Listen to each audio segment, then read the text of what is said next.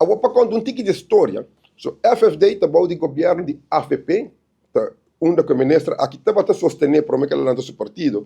Na 2011, afirma um protocolo com o Loto, FFD com o Loto, para assim traspassar todo empregado na conta de manutenção e tempo aí que está caindo de Loto, a vai de FFD.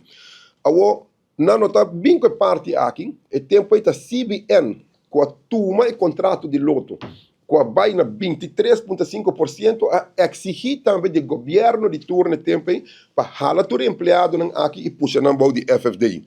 2012, governo pediu subsídio, de caso aqui, 4 milhões de florins, para pôr assim, cover salários e, entre outros, também fazer certo projeto. Não? E agora nós fazemos uma calculação, haverá 3 milhões para área de subsídio de governo também para FFD, para manutenção de parque aqui. Entre outros, 9 parques de uma totalidade. E calculação aqui dona também que 70% também na salários de todo empregado na operação. 15% também na vasto custo.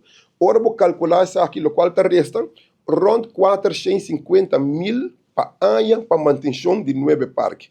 E o ministro só usa 500 mil para viajar.